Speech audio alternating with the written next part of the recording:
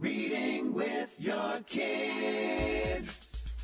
Hola, ni hao, konnichiwa, assalamu alaikum, shalom, mahaba, ciao, bonjour, namaste, jumbo, bienvenidos. Hey, my name is Jedley. Welcome to Reading with Your Kids. We're coming to you from the beautiful, wonderful, historical neighborhood of Reedville, located in the southwest corner of Boston, Massachusetts. We're so very delighted and absolutely honored that you're joining us in our mission to help all families grow closer through reading.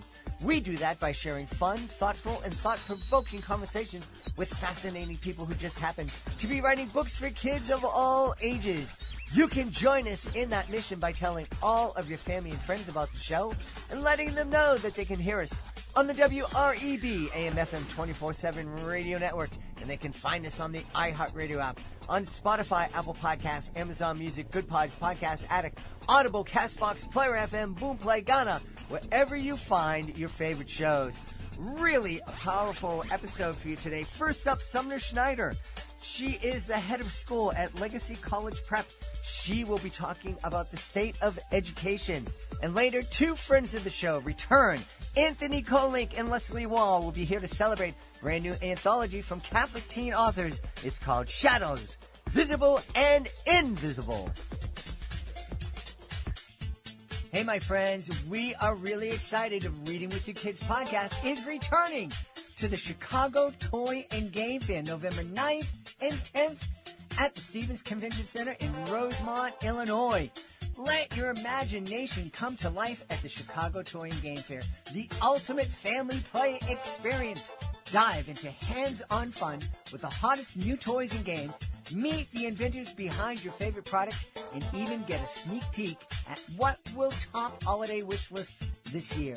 From interactive play zones to exciting competitions and exclusive giveaways, there's something for every member of the family at the Chicago Toy and Game Fair.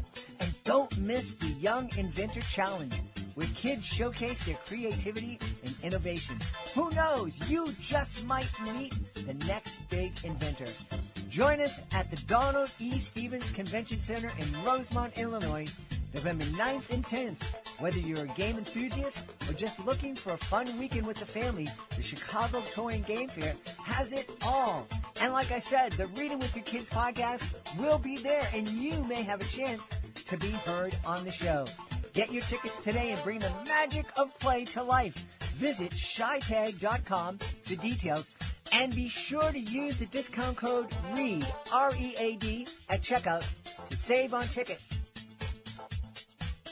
Join us right now from New York City. Our guest is here today to talk about education. Please welcome to the show, Summer Schneider. Hey, Summer, how are you? I'm well. Thank you for asking, and thank you for having me today. Delighted to have you on. You are the head of school at Legacy College Prep. Am I right about that? That's correct. Yeah, I support our principals at our middle school and our high school. So tell us a little bit about Legacy College Prep, please. Yeah, we are a 6 through 12 middle and high school. We're a charter school located in the South Bronx. And our mission is to ensure that all students have access to any opportunity that they'd want to pursue after high school.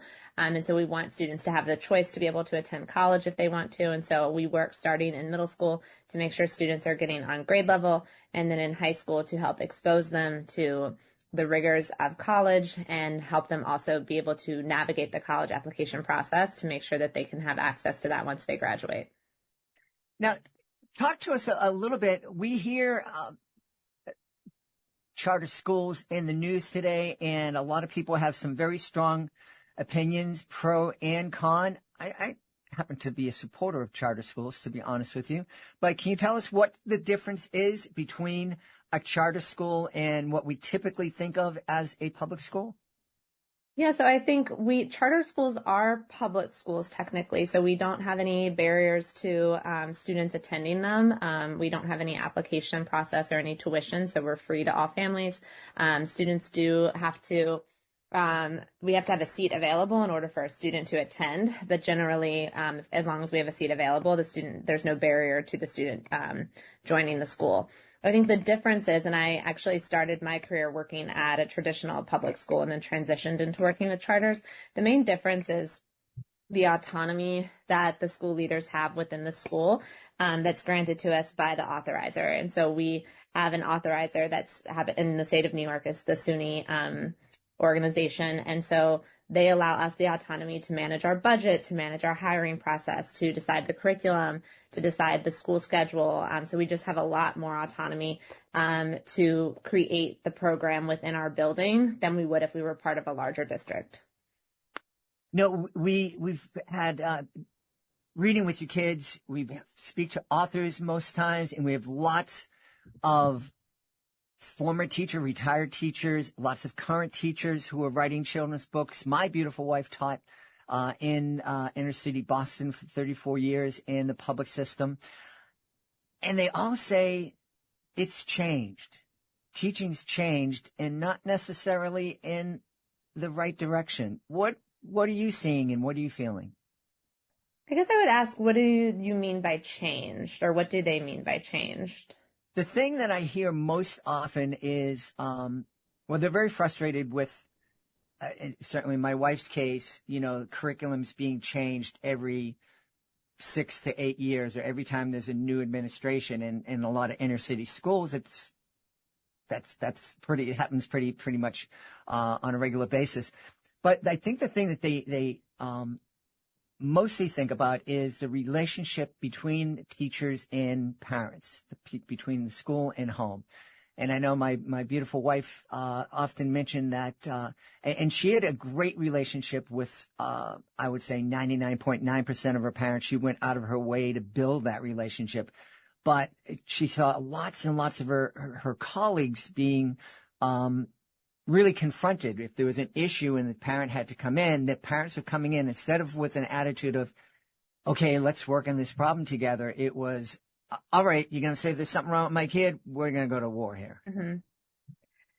Yeah, I mean, I think being virtual for a long period of time caused the partnership that we used to feel with families to sort of become more distant. I will say to that change, we did notice a difference. We have fewer families show up to our family in-person events and things like that. Fewer families show up to our in-person parent-teacher conferences every year now. And I think one of the main reasons I think we saw that is just because we, for about a year and a half, did not have any in-person interaction with our families. And I think because of that those partnerships and those relationships that we had built sort of kind of fell away. And so right now what we're trying to do is find ways to bring families back into the school, even though that's something that they hadn't been doing for a few years. And it's trying to rebuild this idea of this is how you communicate with educators who are working with your students as you come in person, and we can sit down and have these conversations because for so long they weren't able to do that and they weren't doing that. Yeah. I'm hearing that there's a great shortage of teachers these days. Is that something that you're experiencing at Legacy College Prep? Not as of this moment, but in the last couple of years, we have noticed a decline in applicants for certain positions. I think we have shifted our hiring practices just to always be looking for resumes, because the idea that a teacher will stay from the start of the school year to the end of the school year, like it used to be when I started teaching, is no longer the norm. And so, we're always prepared for, if somebody decides mid-year that this isn't where they want to be in terms of mostly career shifts, honestly. We're just seeing more people who wanted to be teachers realize that maybe they don't want to have the structure that comes with the job of teaching, and they're leaving to go do other careers rather than stay in the classroom. And so we have found that it has been more challenging the last couple of years, although this year we, were able to staff the schools pretty easily, and we're very happy with all of our teachers, and we're fully staffed across both schools, which feels very lucky compared to previous years. Yeah. How are you? The kids at Legacy Prep we hear these stories of inner city schools. I heard one statistic recently that down in Baltimore, there's no one that's reading on grade level, and maybe 10% of kids that are doing math on grade level. How are things at Legacy Prep? Pretty similar, I would say. We start in sixth grade, which means all of our students will join us either in sixth grade or at a higher grade level. And we used to see maybe about 50% of our students coming from elementary schools in the area performing 2 or more grade levels behind. And now we're seeing it be closer to 67, 70% of students 2 or more grade levels behind. So it's definitely more challenging at our 6th and 7th grade levels to help students catch up in terms of how far behind they are starting with us. I think we have tried to provide more supports during the school day and really tried to invest students in independent reading and building a reading habit, because we know that if students read more, their reading skills will improve and then their reading levels will improve. And so our focus is really on trying to create readers within our schools and help students really be invested in reading for fun and reading on their own time.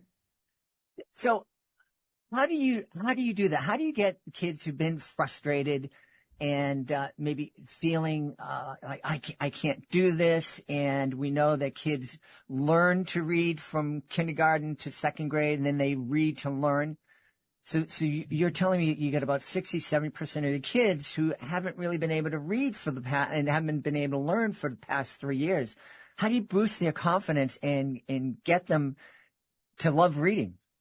Yeah, I think so. Having a robust library is very helpful. So at both schools, we have a robust library that's full of books that are on all different topics and all different reading levels, so that there's always a book option for every student. I think the other piece is having people who are in those libraries helping support students with finding the right books for them. And I think it's not just about making sure you're reading something that's a little bit above your level or on your level, but that's also something that you're interested in.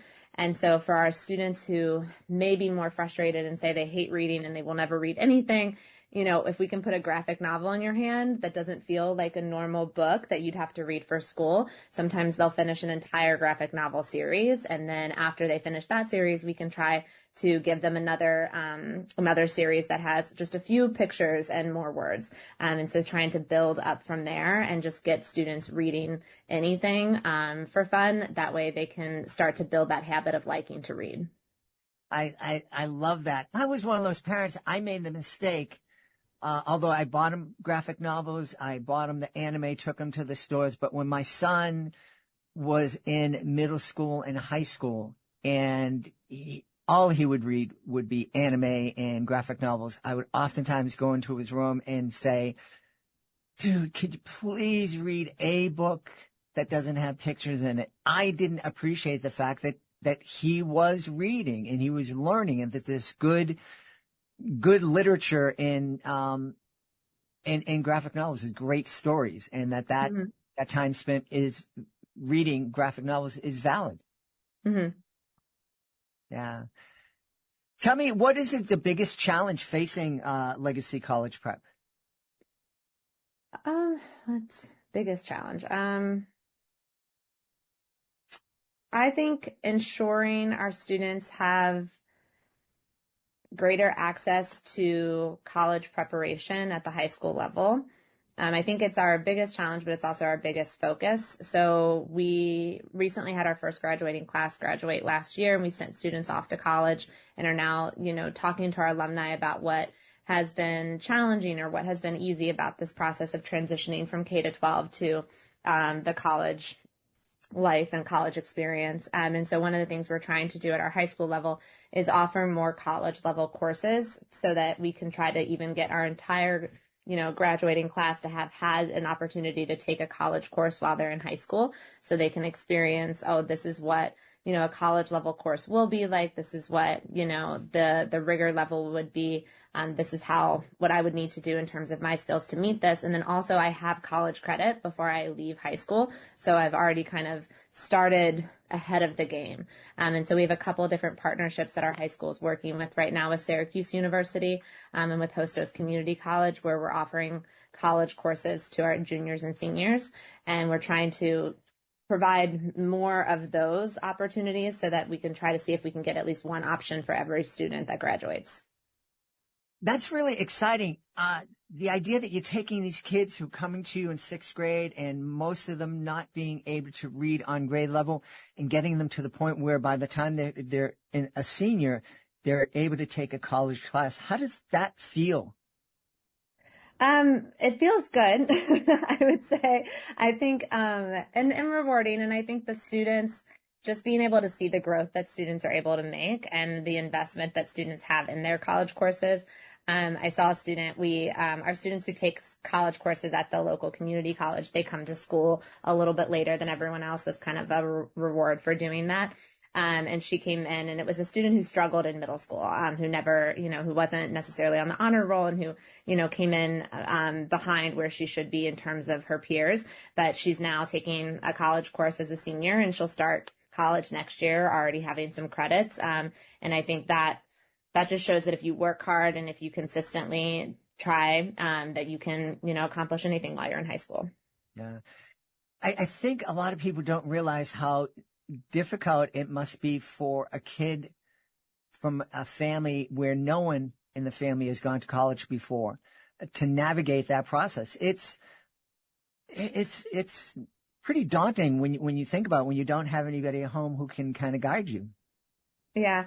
I think the biggest difficulty we find is also the financial aspects of it. So the college application process is one thing. We can help students and show them the CUNY application, which is the City University of New York, which is where most of our students will apply, plus the State University of New York, the SUNY applications. We can show them those applications. They can fill those out. Common App too. They've made it pretty simple to apply to college. There's like a very few differences, whereas when I was applying to school, you had to mail them all separately. So the application process is one thing, but I think navigating the decision process and navigating all of the information that comes to you after you've gotten in and all the different financial aid packages, that is where we really start to see students and families become overwhelmed, especially if they've never experienced it before. And so we have a really large college team of about 4 college counselors. So their caseload is only about 20 students. And so that is where we see them lean in the most, is when the students start to collect the decisions, start to collect the financial aid packages. Our counselors will sit there with each individual student and say, okay, like where are you getting the best financial aid so that you're not also going to put yourself into an extreme amount of debt while you're attending college. And so our mission is not just to make sure that students can get in, but it's also to make college affordable to students so that students don't end up not being able to finish because they can't handle the financial burden after the first or second year. And so that, I think, is where we find some of the biggest challenges, is talking to families about, yes, like they may have even offered you this freshman year, but here's what's going to happen sophomore and junior year when they take that financial aid away. And what can we do that doesn't involve the parents, taking on a lot of debt to help their students? Well, I am incredibly thankful that you're doing that. We've talked, we have not lots, but we've had a number of authors come on who are writing books about financial literacy for kids. And one of the things that I point out is, some parents will say, why do I want to talk to my third grader about financial literacy? And I'm like, well, you kind of already are, because you're telling that kid they got to go to a good school. Mm-hmm. And those good schools right now, I hear there's a college in New York City that's $100,000 a year tuition. Here in Boston, Harvard is $85,000 a year. My kids graduated from high school probably about 10 years ago, and there was none of that financial counseling that all they heard was, you got to go to school. And my daughter made an amazing choice to do an online program at Berklee College of Music, which she got all sorts of grief from her teachers, from the guidance counselor at a school. Oh, you're going to miss the college experience and all of that. Meanwhile, it was $75,000 a year to go physically to Berklee College of Music. Her online program was $15,000 a year. She was able to work in the industry for 4 years. So she graduated with 4 years experience, the same degree that everybody else paid a lot more money for, mm-hmm. and no debt. Which is amazing. Yeah. So I'm really delighted. And it shows, that alone tells me that you have the kids' best interests at heart. Yeah, because not all students are the same.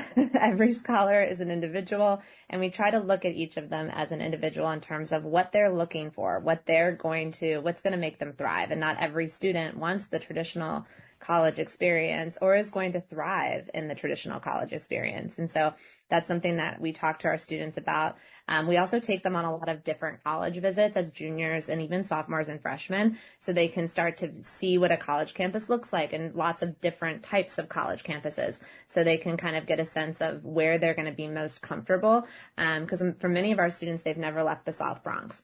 And so leaving this area, some students are going to be more comfortable than others. Some students are going to be more successful than others in different settings. And so we want to make sure that we have all of those conversations.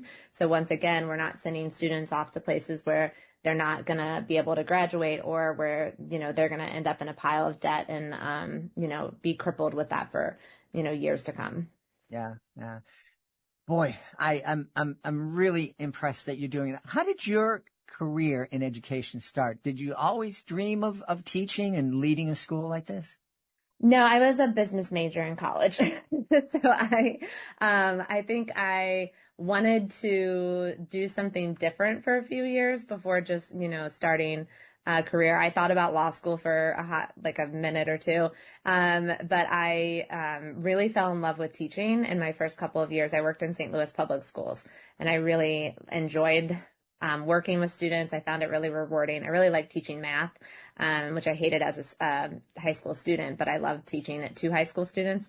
And then from there, I ended up moving into a charter school, which is where I feel like I really hit my stride as a teacher and really learned a lot of skills that made me a better teacher. And I was working in Chicago for about 5 years before coming to New York and starting Legacy. Wow. And so you founded Legacy? Mm-hmm. Yes, back in 2017. That is really impressive. What kind of hoops do you have to jump through to start a charter school? So many. It starts with a very, very long document that's about, 600 pages, where you outline basically everything you're going to do for the next 5 years. And then it's ensuring you have a really strong board of directors with a lot of different experiences that they can bring to the organization, who want to commit the time and support. There has to be a need in the community, and you have to be able to establish that there is a need. So when we started Legacy, there were a lot of K-5 opportunities for families, but very few middle schools and very, very few high schools. And we're still one of a very few high school opportunities for families that are not like the selective enrollment schools or the private schools. And so we just wanted to be in a neighborhood where families were looking for different options for their students. And so throughout the last 7 years, I've been able to build that. Wow. That's, you should be very proud. That's an incredible accomplishment. Well, it's not just me. It's a big team of people who I've been fortunate enough to work with over the last 7 years to make sure that Legacy is providing that opportunity for families.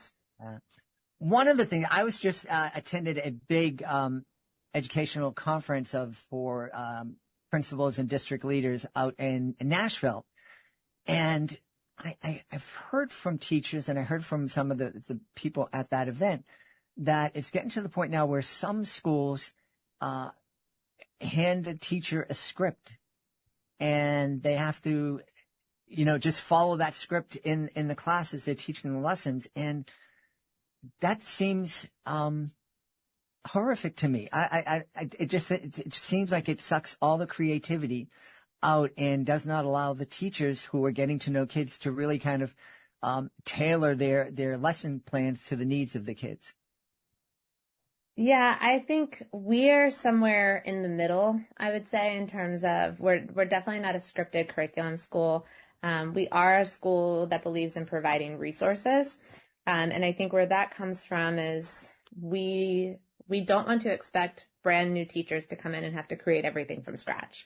Because one of the things that we feel is leading to a teacher shortage is the inability to be able to have a balance between doing this work and also having anything outside of school that doesn't involve you bringing tons of work home. And so one of the things that we're trying to do is create more of a balance for teachers by ensuring that they can complete their full job while they're in the building and not have to take a ton of things home. And part of that is by providing a lot of resources for them so they don't have to make everything, especially in their first couple of years. And so we'll see a first year or second year teacher use our lesson plans just straight from the materials we give them, do some intellectual prep to, make sure they have their questions crafted. But by using those materials, they're able to use their time throughout the day to grade papers, to, talk to parents, to, do all the other things that are required of their job as well.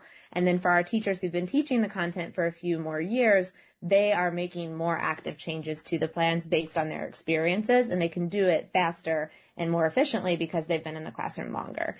And so I think where we land is, we definitely want teachers to have autonomy. However, we want them to be able to produce results. And sometimes you can't produce results due to the time constraints if you have too much autonomy. Yeah.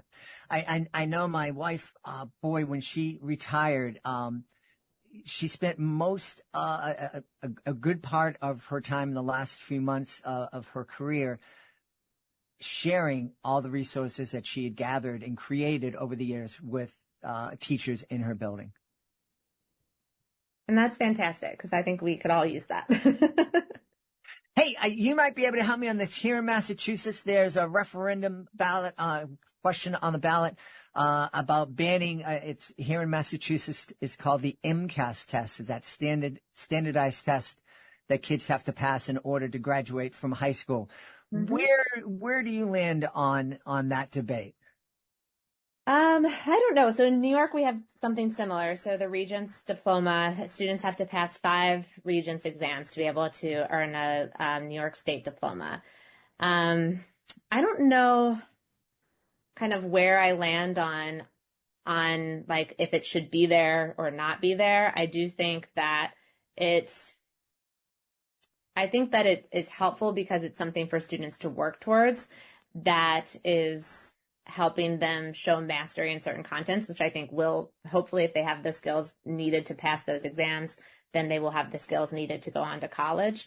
I do think we should be considering different pathways for students, and we should also be looking at whether or not the exams are, actually reflective of the skills that students need. And so definitely taking a look at that and making sure, that support is in place as well. And again, like I said, different pathways, because if not every student's pathway is the same, I think there should be different pathways than just passing 1 exam or 5 exams. Yeah. How can folks find out more about Legacy College Prep? Maybe support you or anything else we can do? Yeah, so I think visiting our website, which is legacycollegeprep.org, we definitely always love additional support from people. There's an opportunity to donate, which would lead to some of the opportunities that we provide students in relation to college, to like our college, funding our college field trips, funding our college team and all the work that they're doing. I think also just following us on Instagram to see what we're up to is always helpful too. We try to post a lot about the different activities we provide students.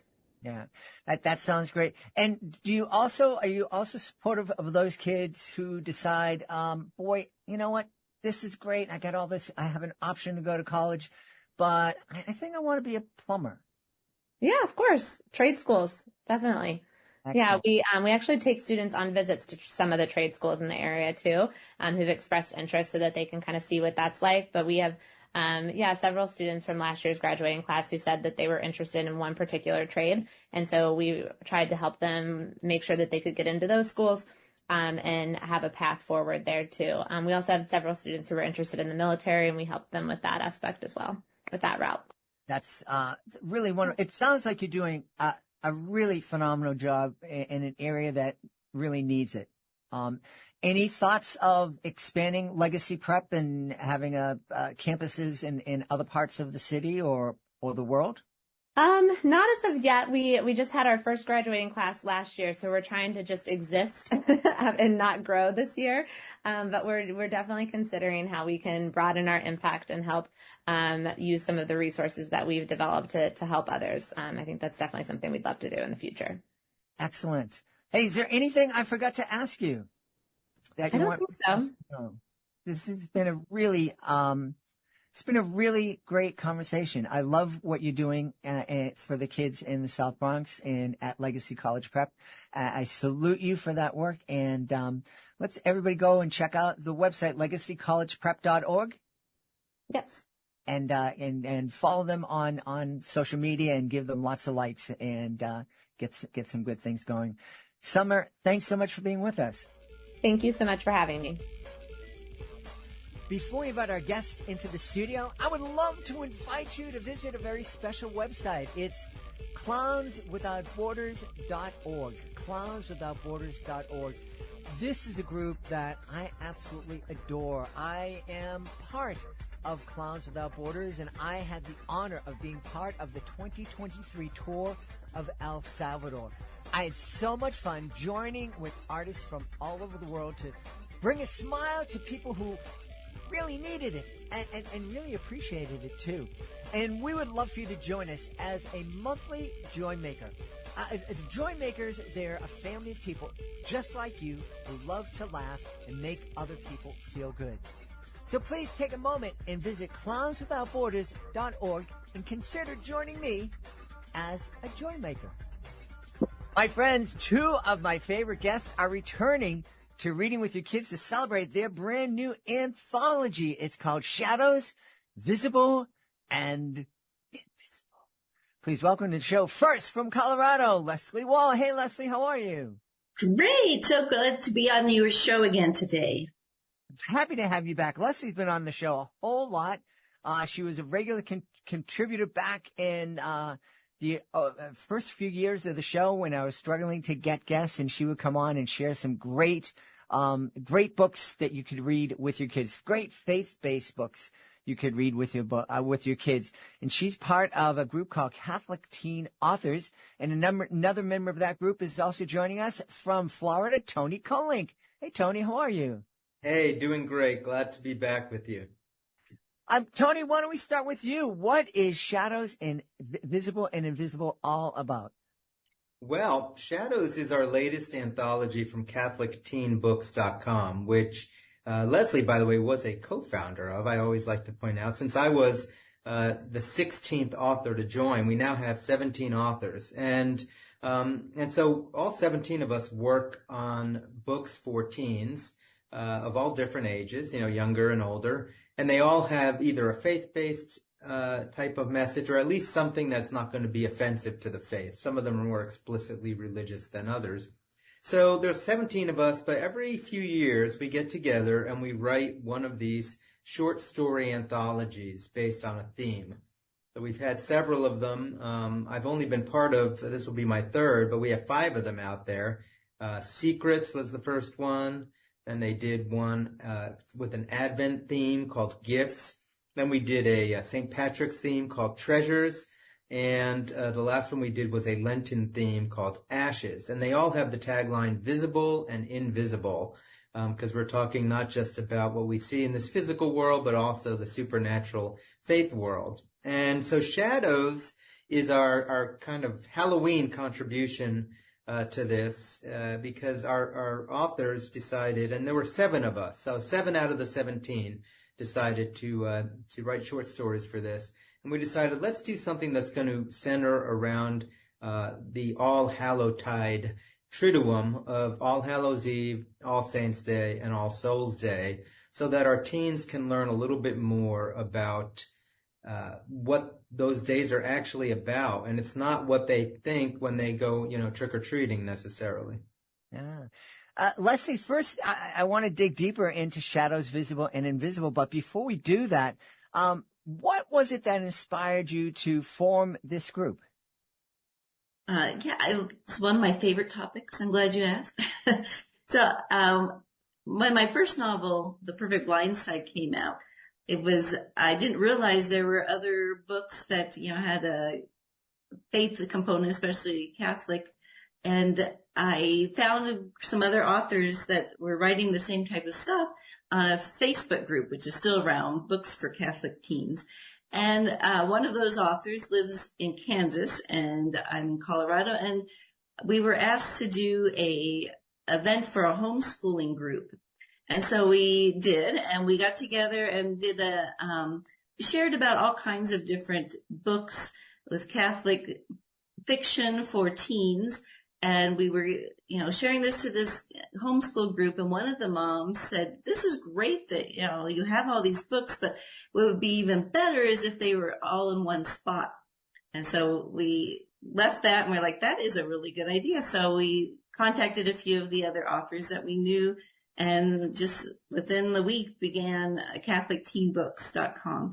And since then we keep adding more and more authors, and we will continue growing. But it does take a little while because we do vet every single book and the author's styles and so forth to make sure they're well written and have nothing that might go against the Catholic teaching. And as Tony said, some are more heavily faith-based and others are just, more of a Christian values, but with Catholic tint in it, I guess. So that's how the group started, and it's just been so fun. We help each other market books, but it's also just a great resource for families to be able to find a place that has lots of different books in a wide range for ages and genres. Tony, I imagine it must also be great just to be able to work and collaborate with other Catholic authors. Yeah, that's what is really fun about these anthologies, because, each of us are sort of in our own silos. We're publishing with different publishers in different genres. And yes, we read each other's books and we kind of cross-pollinate when it comes to advertising and this kind of thing. But we only get one or two opportunities to work together on a project. One of those opportunities, Jed, is one that, of course, is near and dear to your heart, because it's our Christmas project we've been doing with reading with your kids every year, where we do that sort of serial story. And that's more just kind of a, for fun kind of a thing. But these anthologies give us a chance to sort of all work together in one project. The stories are short. We get to read all of each other's stories. They all revolve around a theme. And we get to see how each of us sort of, kind of has an inspiration to go in a different direction with that theme. And in the end, it's great to have that, really personal collaboration on the books. I'm wondering, Leslie, obviously you're going to appeal to Catholic audiences, Catholic readers. Do you ever worry that you're going to turn off folks who don't identify as Catholic and just say, oh, I'm not even going to consider this book because the author is Catholic and is out there wearing it on their sleeve? Yeah, and I'm sure that does happen, but I think we all just feel that, this was at least I do, that this was the pathway that I was led to. And I didn't grow up Catholic, actually. I'm a convert. And so to me, I like to showcase a little of the misconceptions that people have about the Catholic faith in my stories a little bit. And not that I'm trying to necessarily, convert everybody to Catholicism, but just to let them know, because there is some misconceptions out there about things. And these are just wonderful books for, really any faith, a Christian faith, I should say. But and like I said, some of the authors do a little bit more of that, and those are, in the descriptions and so forth. But a lot of our books are read by all kinds of Christian folks. Yeah. Well, I know, Tony, the project that you mentioned that I have to get ready and get you guys a prompt soon. I think someone told me that style of writing where one author writes the first few paragraphs and then just hands it off to the second author. So no one knows what's coming and no one knows the whole story until that last author puts the finishing touches on it. And I was told that was called a exquisite corpse.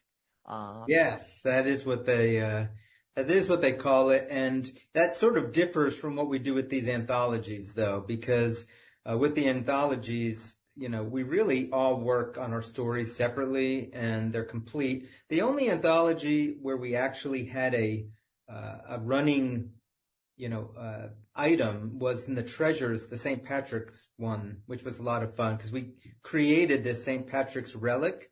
And since our writers go all the way back to like Susan Peake, for instance, likes to write about saints, back in the old days. And I like to write about medieval times. And then we've got several contemporary. And then Corinna Turner likes to write about the future and dystopian things. And so we took this relic of St. Patrick and basically just showed how it moved through history in all these different stories. But that was the only anthology where we really had sort of like a running item where we had to coordinate a little bit more. Otherwise, you'll see on this one, for instance, we've got 7 stories, and they're sort of all over the place. We've got a science fiction story from Marie Kaiser. We've got a dinosaur story from Corinna. You've got my medieval story, and then we've got several sort of modern day teenage type stories.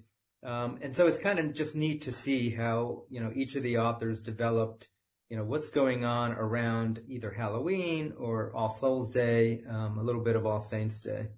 Yeah. So, Leslie, what did you write about in this anthology? Yeah, the characters I chose are they are also the characters that were in the Treasures anthology that Tony mentioned, and they're in a book that I've written that hasn't yet been released, so hopefully that one will come out soon. But it starts with a modern day teenager and his grandmother, and the grandmother talks about something that happened in her past when she was a girl.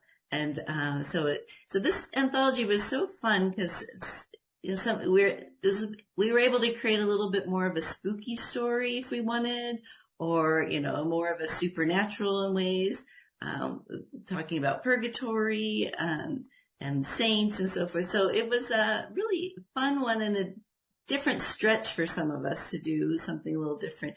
And another thing I love about these anthologies is that it gives it gives the readers a taste of different authors' styles in one little collection of short stories. So some teens might not like a full-length novel, so this works great. And others are searching for new authors, and this is a way for them to, try out different authors. And some of the authors write about existing characters, like Tony. All of his anthology stories through the different books are based on Lucy, one of his characters, which is great. So then readers might be interested. Oh, I want to know more about those characters and so forth. So it just works out really well. Like Tony said, it's just been really fun, and it's amazing. Even when we don't tell anybody, we give a theme, and then they just go, and the stories come together in a really cool way that showcase the different parts, especially this one of the 3 different holidays, I should say. And I just think it came together really well for that reason. Yeah. Tony, I'm imagining that this is a really a fantastic way to market your book. Fans of Leslie are going to pick up the book, and they maybe meet your character Lucy and think, hey, I want to check this guy Tony out, whereas they may not have become aware of your books otherwise. Yeah, I think that's definitely an advantage. And not all the authors are doing that, but several of us really do. Like Corinna, like I said, she has these dinosaur stories from her Unsparked series. And so she almost always has a story, involving those characters. Marie's, at the end of his tether, she wrote a story that is sort of a spaceship cemetery, if you will, out in space. And I think she has characters from her science fiction novels. So it definitely is good. The fun thing, I don't know if it's a fun thing. My story sort of stands out. I mean, it's historical fiction. And I think as I'm looking at the other titles, mine might be the only one that doesn't have some sort of a supernatural element to it. A lot of the other ones really leaned into the spooky and the cemetery. And, we talk about, souls in purgatory and this kind of thing. My Lucy story, Lucy's just basically in a nunnery. It's called Lucy and the Forbidden Secret. And it gives us the backstory to what happens in book 5 of my Harwood Mystery series. And basically she, has the secret that she thinks she's, encountered with one of the other novice nuns. And it turns out to be something entirely different. There's a big plot twist. But it's really not, although it's about All, Souls Day and takes place in that area, it's not really leaning into the spookiness, like some of the other stories do. Interesting. Leslie, I understand how you can write a spook, and this, I'm going to ask you a question about your story necessarily, but I'm just curious. I understand how you can write a Catholic story about medieval times. I understand how you can imagine Catholicism kind of fitting into a dystopian future. But I don't know how Jesus and dinosaurs get together. How might that work? Yeah, Corinna Turner she has such an imagination. I'm always kind of curious how that brain of her works, but so she really likes to do dystopian stories. So this dinosaur one is like a Jurassic World where dinosaurs are once again roaming the earth with humans. Okay. Yeah, so it is a really popular series. They're kind of short segments, but that's one that sells really well. I like to take all of our books from all of the authors to different events I've been able to do. And Corinna's is one that the young boys, Tony's as well. They are just like, everyone wants those. So that's what I love about the site, that you can find books for whoever, for the young guys or some older teens, ones who like romance, ones who like historic fiction. So we have, such a variety. And that also comes out in the anthologies, because we just let everyone kind of choose what they want to do. And it always works out well, because as Tony said, we have historic, modern day, and then to the dystopian side and futuristic stories. And so really get a taste of different stories that should, appeal to most people. Yeah. Tony, we've had a number of authors come on and talk about kind of related time of year, Dia de los Muertos, which is celebrated in Mexico and in Central America and other Latin American countries. And that's a mix of Catholic tradition and indigenous traditions. Could you talk a little bit about the Triduum of Catholic tradition of revolving around this time of year? Yeah, and this was something Leslie and I both, I think, even though I grew up Catholic, I had never heard of something that is discussed in several of the stories, tradition brought over from Europe, and I think a fairly old tradition called souling. And in fact, we even have a recipe for soul cakes in the back of this book for people who want to make a soul cake. So this theory, when you go trick-or-treating today, you show up at somebody's door, you want them to give you candy, and basically you just stand there and look scary or something. But that's not the way sort of that tradition started. There was this tradition where you would go to people's homes. They would give you what they would call a soul cake, which was basically just a little treat to eat. And you would, basically ask them, is there anyone that I can pray for who has passed? Because All Souls Day, at least in the church tradition, although I was telling Leslie last time we spoke, it was in the Middle Ages that All Souls Day was moved closer to All Saints Day. It used to be separated by several weeks or maybe a month or two. But we celebrate, All Hallows Eve right before All Saints Day. Then we've got, the Saints. All Hallows Eve is just the eve of All Saints Day, which is a holy day of obligation for Catholics, really celebrating all the saints in heaven. But All Souls Day, which immediately follows it, is really focused on all of the souls who have died, many of whom Catholics would believe are in this state of purgatory, where they're sort of being purified on their way to heaven, if you will. And so you kind of have this interim place, if you will. And so this idea of praying for the souls of these people, you go to their door and say, hey, can I pray for somebody who has, passed away? And, they give you this little treat. And so like those kinds of traditions that were foreign to me growing up, I never heard of that, are pretty neat, because they really emphasize that these were religious holidays, and they were, some of these traditions that have been secularized really did come from a place where you could say, oh, I could totally see how that's, something that would be part of your faith. Yeah. Leslie, Tony mentioned that, he's a cradle Catholic like I am, and that there's a lot of things that he didn't know about. And I think that can be said for a lot of quote unquote cradle Catholics, that they've just been going to church forever and doing these traditions. And if you ask them, hey, why do you do that? They might sit there and go, because everybody else is, and I'm supposed to. And whereas somebody who makes a decision to convert as an adult has a lot of times has more knowledge, or at least more of an adult understanding of why certain things are done. Yeah, I find that quite often, actually, things like that I've come across where I'm like, how come nobody else seems to know about this, and so forth. My kids like to think they are much more knowledgeable than I am. They went to Catholic school and universities, and they kind of believe, especially like after Vatican II and so forth, that the catechism kind of fell away a little bit for Catholics, and so a lot of people don't. Some of those traditions and insights and so forth, continued, but they kind of lost some of the teachings on it. I don't know if that's true or not, but it is interesting that we're able to go back and discover some of these things. Because you're right, there's just so much that you do, and a family and a tradition and the church, and you're kind of like, I don't know. And if someone asks you, you're like, well, I'm really not sure.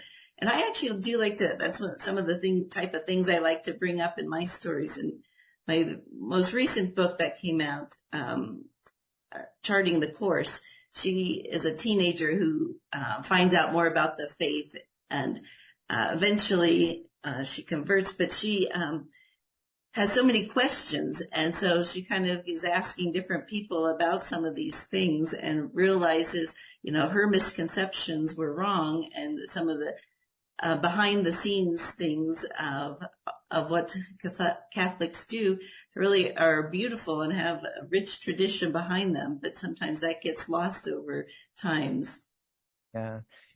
Tony, it's really fascinating. I think one of the reasons I love having Catholic teen authors on is because it reinforces the idea of reading with your kids and continuing to read and co-read read with your kids as they get older, because it's a great way to talk about faith and to ask, letting your kids know that it's okay to ask questions about your faith and about some of the things you hear. I remember my son coming home when he was doing confirmation, and one of the teachers of the confirmation class said, we don't have padding on the seats at church like the Protestants do, because the time we spend in church kind of cuts our time down in purgatory. And my son came home and he bought that, and I'm like, no, I can bring into churches that have padding. So that ain't it at all. I think it's important because there are, a lot of the church is so huge and there's so many people in it. I think it's important for families to have conversations about what their kids hear and what they're being told about Catholicism, about Christianity, and to really help them and us have a better understanding of what we should really be thinking about. Yeah, no, I think that's a really great point. And that's kind of turning it back to this anthology. We see that in some of the stories. Carolyn Asfalk has one called Bogey in the Belfry, where she explores some traditions that were back in Ireland that, were around these holidays. So in addition to sort of kind of getting the faith aspect, you're also getting sort of different cultural aspects in some of these stories, things that you might not have thought about or heard about. So it is kind of neat to explore that. But yeah, all of our authors, out of 17 of us, probably most of these are women and homeschooling moms. I'm the only guy. Corinna's not a homeschooling mom, but almost everybody else, started writing these stories for the exact reason I think that you were just discussing. And that is, they wanted stories that their kids could read or could be read to, that would be good stories, not only wholesome, interesting, exciting, but also have some faith elements. And so I think all of our authors really hit that mark in all their books and in these stories. So this is why, like Leslie started with, when parents and grandparents are going around going, gosh, I wish there were a place where we could find some of these books. That's why Leslie started CatholicTeenBooks.com, is exactly to find these kinds of books out there. I mean, we're not the only place to find them, but especially for a teen audience, a lot of these authors really are part of our website now. So that's really exciting. Yeah. Very, very exciting. We should tell everybody where they can go to find out more about Shadows, Visible and Invisible. Yeah. The book is available on Amazon or, anywhere you get books, Barnes and Noble, so forth, online. But you can go to CatholicTeenBooks.com as well, and we have links there. We also try to have the Good News Book Fair. It has most of our books, so a place that in case people don't want to use one of the big distributors, that is fine too. And then we also have links to all the different authors, not only the contributing authors of the anthology, but all the other ones on our site. And I do want to just real quickly mention something that we did this summer that was really fun. Corinna Turner was coming over from England to do some work, I think. But we decided that'd be fun if a bunch of us could meet up with her because we'd never met her in person. I think Tony had, but the rest of us hadn't. So when she was here, we decided to meet up in New York in Niagara Falls. And so I think there was 6 or 7 of us that were able to meet up. But something that we had always thought would be really cool was to take our anthologies and have send them around and have all the different authors sign them.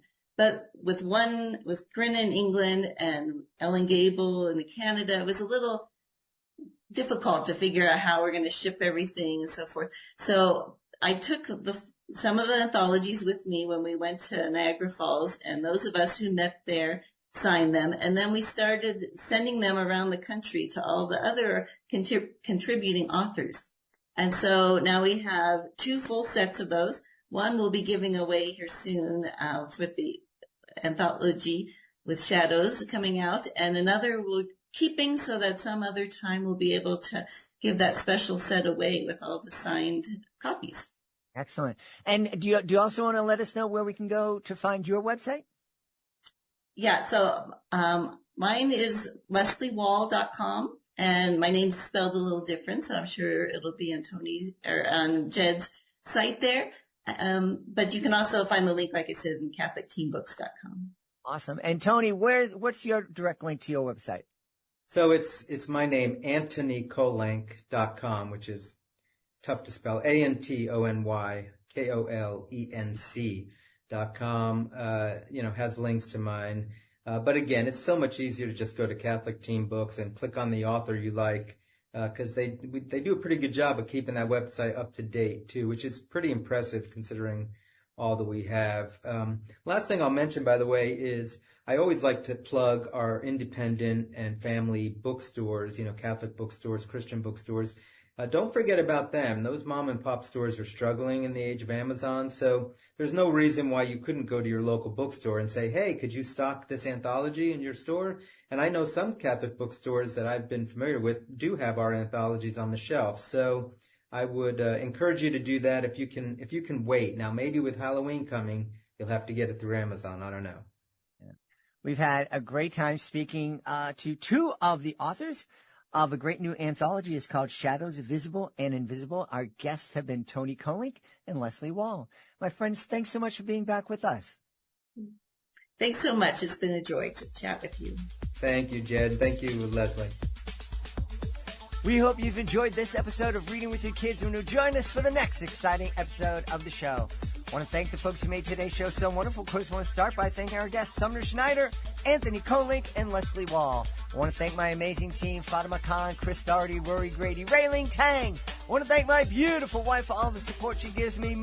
Most of all, we all want to thank you thank you so much for taking the time to join us today. And as always, thank you so very much for taking the time to make the world a better place. And you do that every time you read with your kids. I'll be looking for you in the next episode of Reading with Your Kids.